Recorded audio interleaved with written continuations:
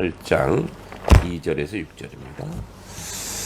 신명기 8장 2절에서 6절입니다.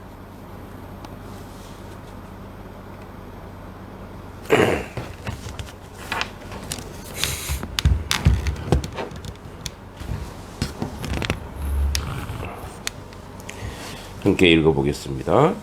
내 하나님 여호와께서 이 40년 동안에 내게 광야의 길을 걷게 하신 것을 기억하라. 이는 너를 낮추시며 너를 시험하사 내 마음이 어떠한지 그 명령을 지키는지 지키지 않는지를 알려 하심이라. 너를 낮추시며 너를 줄이게 하시며 또 너도 알지 못하며 내 조상들도 알지 못하던 만나를 내게 먹이신 것은 사람이 떡으로만 사는 것이 아니요 여호와의 입에서 나오는 모든 말씀으로 사는 줄 내가 알게 하려 하심이니라. 이 40년 동안에 내 의복이 헤어지지 아니하였고 내 발이 부르트지 아니하였느니라. 너는 사람이 그 아들을 징계한 같이 내 하나님 여호와께서 너를 징계하시는 줄 마음에 생각하고 내 하나님 여호와의 명령을 지켜 그의 길을 따라 가며 그를 경외할지니라. 아멘. 신명기는 이제 뜻은 모세가 다시 한번 이제 이 신이 새로울 신이 아니라 반복이라는 거죠. 다시 한번 그의 삶의 여정 또는 이스라엘 백성에게 유언처럼 남기는 설교문인 것입니다. 그래서 오늘 본문은 이제 1장부터 첫 번째 연설이 있고 5장에 옛 율법을 성찰하게 하고 그다음에 8장에 이제 순종의 아주 중요성을 이야기하는 그런 부분인 것입니다. 이제 8장 1절부터 9절까지 그들에게 이제 주어진 명령 앞에서 하나님의 모든 계명을 지키고 행하라는 것이 그들이 복종해야 한다는 것을 이야기하고 있습니다. 그래서 오늘 읽지는 않았지만 1절에 조심스러워야 합니다. 조심스러워 내가 오늘 명하는 모든 명령을 너희는 지켜 행하라. 그러니까 지킨다는 것은 행동이 수반되죠. 그래서 지켜서 행하라는 거죠. 너희가 살고 번성하고 여호와께서 너희 조상들에게 맹세하신 땅에 들어가 그것을 차지하리라. 그러니까 가나안 땅에 들어가기 위한 어떤 광야 40년 즉 38년의 세월 동안에 하나님 앞에서 온전하게 순종해야 된다는 걸 이야기합니다. 그래서 2절에 내 하나님 여호와께서 이 40년 동안에 내게 광야 길을 걷게 하신 것을 기억하라. 40년의 허랑방탕한 세월이 아니고 무의미한 세월이 아니고 그들이 광야 길을 걷게 하신 하나님의 뜻이 있다라는 거죠. 그래서 낮추고 시험하여 내 마음이 어떠하든지 명령을 지킨지 않는지 알려 하심이라. 본질적으로 안 지키죠.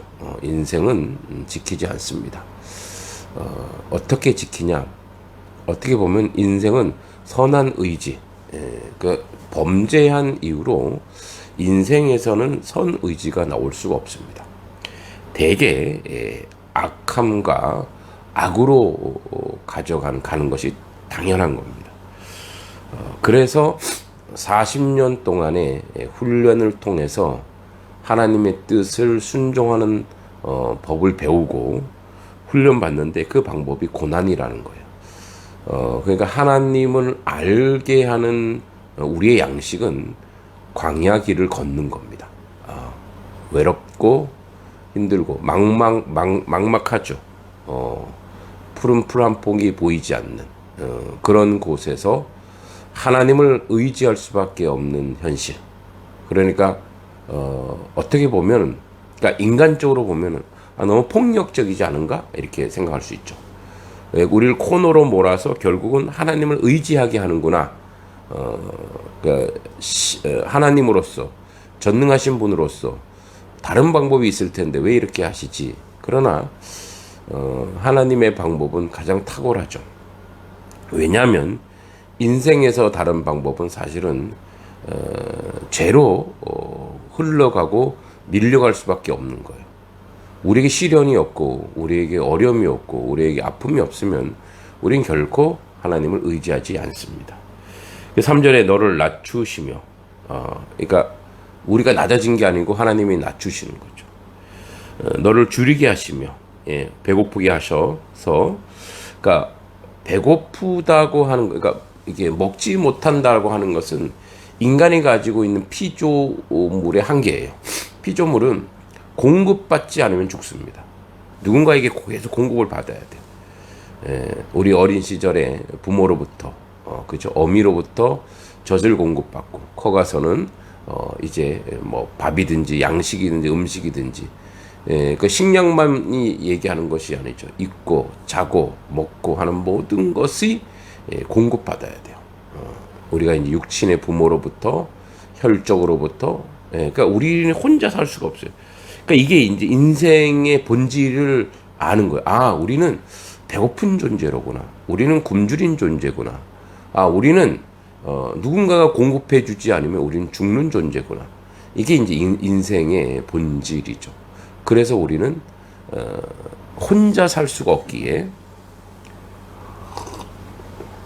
이 모든 것을 어떻게 보면 하나님이 모든 것을 땅을 동원하시든 뭐 별을 곡 동원하시든 과일을 동원하시든 이 세상의 모든 것을 다 동원하셔서 우리를 먹이시고 입히시고 그래서 우리를 굶긴 이유는 뭐냐? 너희가 이런 존재라는 것을 다시 한번 상기하게 하는 거죠.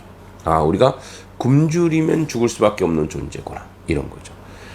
이제 뒤에 그걸 받쳐주는 말이 나오는데 이 40년 동안 그래서 뭐냐 떡으로 사는 것이 아니고 여호와의 입에서 나오는 모든 말씀 그러니까 떡이 아니고 하나님의 말씀 영적인 말씀이야라는 어떤 이렇게 뭐랄까요 이분법적 대비가 아니고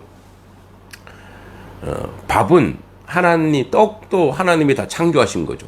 그러니까 하나님이 창조하신 한 부분만 의지하는 인생이 아니라 하나님 입으로 나오는 모든 말씀은 뭐냐면 하나님 입으로 세상을 창조했죠. 그러니까 창조된 모든 것은 하나님의 입의 결과예요. 그러니까 떡도 하나님의 말씀의 결과인 거죠.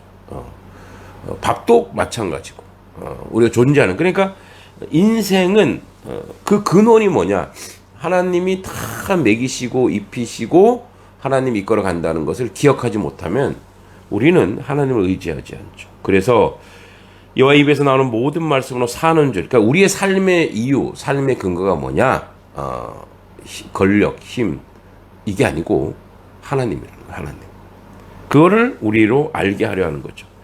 그래서 의복도 헤어지지 아니하고 발이 부르트지 아니하고 그죠? 광야 생활 38일 동안 뭐 옷을 사거나 신발을 사거나 그렇게 하지 않았음에도 불구하고 광야에 어디 그걸 파는 게 있어요. 하나님이 신발 내려준다는 하나님 의복 내려준다는 거 없죠. 이 옷은 시간이 지나면 헤어지게 돼 있는데 그들에게 광야 생활 속에서 하나님이 그것이 헤어지지 않게 했다라는 거예요. 하나님이 살리시는 거죠. 너는 사람이 그 아들을 징계함같이 내 하나님 여호와 너를 징계하는 줄 마음에 생각하고 내 하나님 여호와의 명령을 지켜 그의 길을 따라가며 그를 경외할지라. 그의 길, 즉 순종의 길이죠.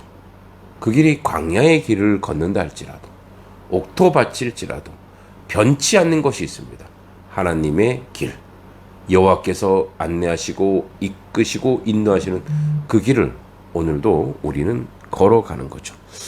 오늘도 우리는 우리의 삶의 여정과 삶의 자리에서 하나님이 주신 그 길, 그것이 광야라 할지라도 하루하루 순종하며 갈 때에 하나님 여호와께서 우리를 어떻게 공급하시고 어떻게 인도하시는가를 아주 가장 강력하고 온전하게 확인할 수 있을 것입니다.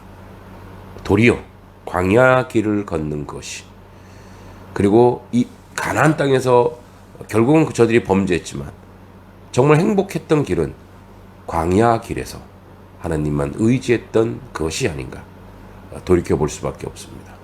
오늘도 우리는 하나님을 의지하고 하나님께서 원하시는 그 길을 걷는 거룩한 길, 그 광야의 길에서 하나님을 바라보는 그런 하나님의 백성 되길 기도합니다.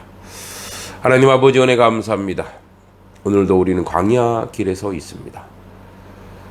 인간적으로 외롭고 서럽고 절망스럽지만 하오나 주님이, 그래서 주님을 더욱 간절히 의지하고 주님 앞에 나아갑니다.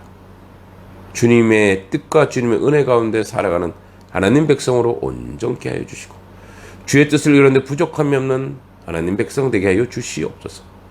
광야 길이지만 하나님과 동행하는 이 길이 복된 길이요 아름다운 길임을 고백하게 하여 주시옵소서. 오늘도 이 길에서 주님만 바라보나이다. 예수님의 이름으로 간절히 기도합니다.